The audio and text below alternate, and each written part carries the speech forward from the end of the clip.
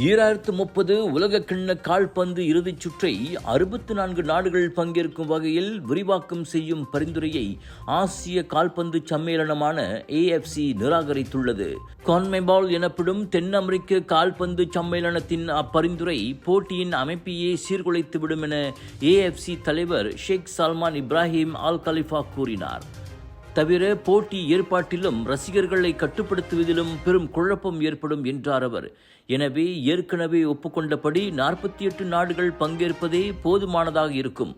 அதனை 64ஆக அதிகரித்தால் நாளையே இன்னொரு தரப்பு 132 நாடுகளை இறுதிச் சுற்றில் சேர்த்துக் கொள்ளுமாறு கேட்கும் என கோலாலம்பூரில் நடைபெற்ற AFCயின் 35வது ஆண்டு கூட்டத்தின் போது செய்தியாளர்களிடம் ஷேக் சல்மான் பேசினார்.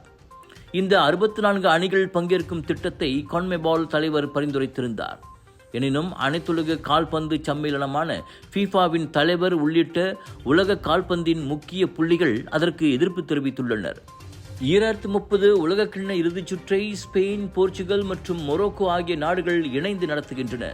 அதே சமயம் 2030 உலகக்கிண்ணம் 100 விழா காண்பதால் அதனை சிறப்பிக்கும் வகையில் உருகுவே, அர்ஜென்டினா, பராகுவே ஆகிய தென் அமெரிக்க நாடுகளில் தொடக்க ஆட்டங்கள் நடைபெறவும் திட்டமிடப்பட்டுள்ளது.